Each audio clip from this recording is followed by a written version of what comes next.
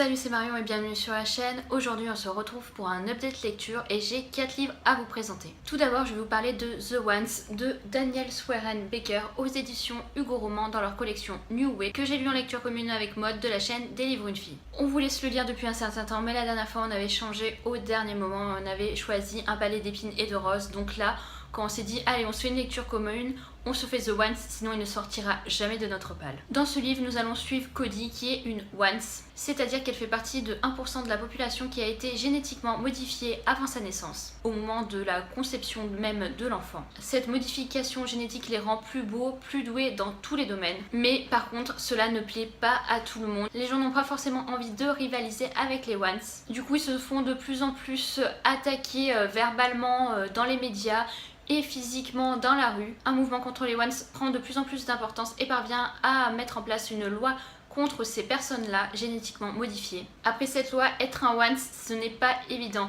Ils sont contrôlés, ils sont surveillés, ils veulent les regrouper, on ne sait pas jusqu'à quel point ils veulent aller. Cody, elle, est prête à tout pour défendre les Ones et elle va rejoindre un groupe assez obscur, un groupe qui veut faire valoir leur point de vue mais en n'étant pas du tout pacifiste. Au contraire, ils usent énormément de la violence. Et du coup, les Ones ne vont plus avoir d'autre choix que de se rebeller pour ne pas être mis à part et se faire tuer. C'est une lecture assez addictive, on passe un agréable moment. Par contre, je n'ai pas du tout supporté le personnage de Cody, je n'ai pas du tout accroché à son caractère. J'ai pas forcément compris à chaque fois pourquoi elle faisait telle action ou une autre. Il va se passer un événement dans sa vie qui va faire que tout aurait pu basculer d'un autre côté et elle va décider de ne pas rejoindre ce côté-là et plutôt de s'enfoncer, je trouve.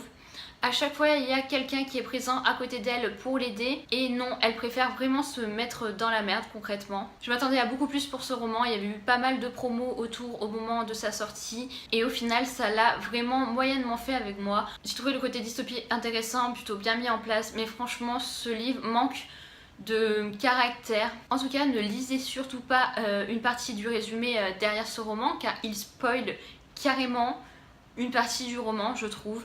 Avec Maud, elle m'a dit non mais je suis sûre qu'il va se passer ça parce que derrière il nous parle de tel événement et obligatoirement à un moment donné je pense que ça va se dérouler et on avait tout à fait raison. Alors je trouve ça vraiment, mais alors vraiment dommage déjà qu'il n'y a pas trop de suspense, qu'il manque certains passages un peu dynamiques. Si en plus le seul passage un peu important du roman on nous le dit sur la 4e de couverture, et ben là ça nous gâche vraiment tout. Je ne sais pas si ce livre j'ai envie de le garder dans ma bibliothèque, je ne sais pas si j'ai envie de le revendre.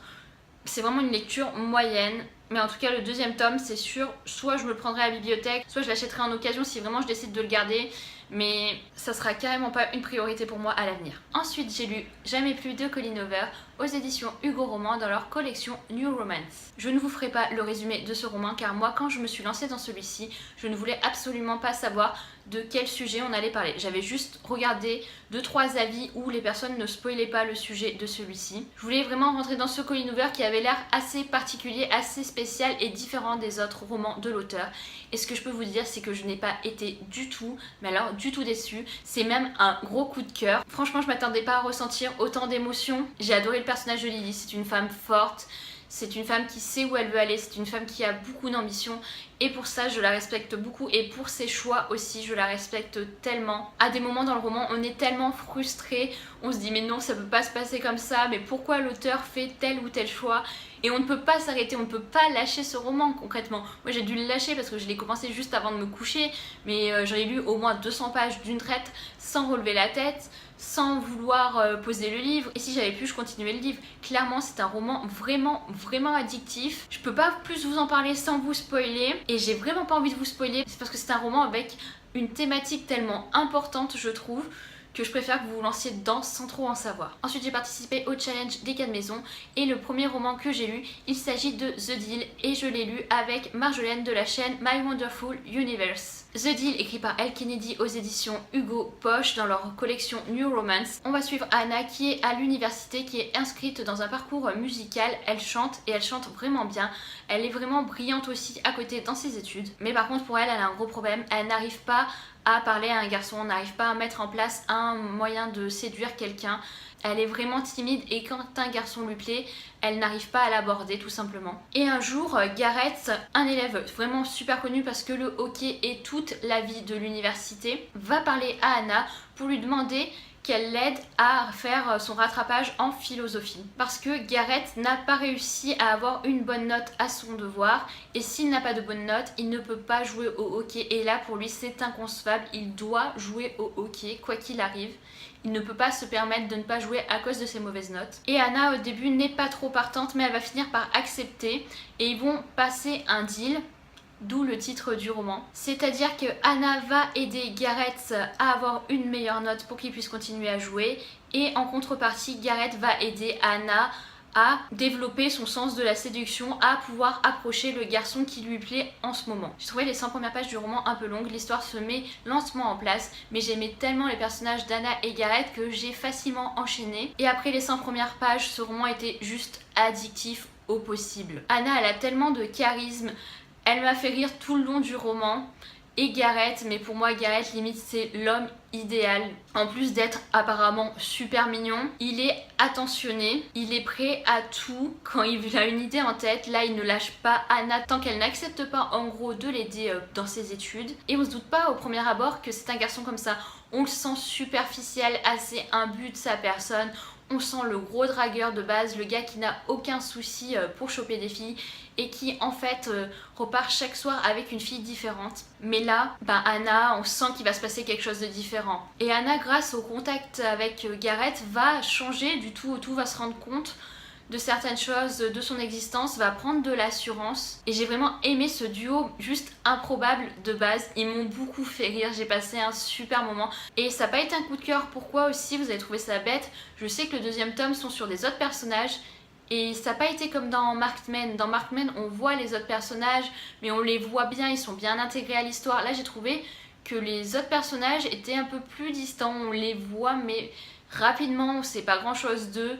Et c'est ce qui m'a manqué. Autant si on fait des suites sur d'autres personnages, j'aimerais qu'ils soient un peu plus présents. Là, ils sont vraiment secondaires et on les voit vraiment loin. Après, je crois qu'il y a quand même 2 personnages qui sont dans une suite, je ne sais pas si c'est dans le tome 2 ou 3, que j'ai vu en feuilletant à la FNAC, qui là m'intéressent. Donc j'ai un petit peu espoir d'aimer la suite et on verra sur quels personnages seront les prochains tomes. Deuxième livre du challenge des 4 maisons que j'ai lu, il s'agit de 14-14 de Paul Béorn et de Silène Edgar aux éditions Castlemore. On va suivre Adrien et Adrien avec un H qui ont tous les deux 13 ans et qui vivent tous les deux en Picardie. Ils vont correspondre par des lettres et ils ont tous les deux les mêmes occupations, l'école, la famille, les filles bien évidemment. Sauf que voilà, un des garçons vient de 1914 et l'autre vient de 2014. Par un moyen assez flou, ils vont arriver à communiquer grâce à une sorte de boîte aux lettres un peu magique qui va apparaître du jour au lendemain devant chez eux. Ils vont penser tous les deux correspondre avec leurs cousins et ça ne va pas être du tout le cas puisqu'en fait ils ne sont pas du tout de la même famille. J'ai beaucoup apprécié ce roman, je m'attendais pas du tout à aimer autant celui-ci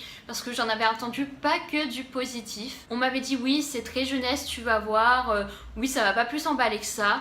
Alors clairement oui, c'est jeunesse et je n'en lis vraiment pas beaucoup. Je lis plus du young adulte ou du new adulte que de la jeunesse.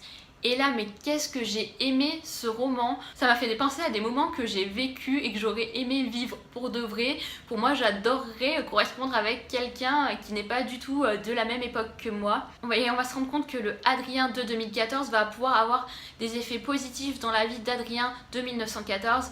Et c'est clairement le genre de choses que je rêvais quand j'étais plus jeune. Vous allez me prendre un petit peu pour une folle. Mais comme j'adore l'histoire, à chaque fois que je visitais un grand monument ou que je lisais une grande biographie sur un personnage, alors vous pouvez être sûr que la nuit même, je vais rêver de ça, je vais rêver que je communique avec cette personne ou je vais rêver que je vis à cette époque-là et que je vais leur donner des informations sur le futur pour pas que ça se passe comme ça. Et là, clairement, c'est vraiment quelque chose que j'aurais adoré faire si c'était possible. Même si c'est jeunesse, ça m'a beaucoup touchée. J'ai été beaucoup touchée par les 2 personnages. Alors après oui, leur relation avec leur petite copine ou les filles qui leur plaisent, oui ça j'ai trouvé vraiment jeunesse, surtout que là ils ont 13 ans. Je l'ai lu en une seule journée, il est vraiment écrit super gros. Du coup maintenant j'ai vraiment envie de lire d'autres romans des éditions Castlemore qui sont historiques. Je sais qu'il y en a aussi un sur la Reine Margot je crois et j'ai vraiment envie de me le procurer. En tout cas s'il est sorti en format poche, je vais m'y pencher rapidement dessus. Voilà, mon update lecture est terminé, j'espère qu'il vous aura plu. Si vous avez lu un de ces livres, n'hésitez pas à m'en parler en commentaire, sinon j'espère que je vous aurai donné envie de lire au moins un de ces 4 romans. Nous on se retrouve prochainement pour une nouvelle vidéo, salut!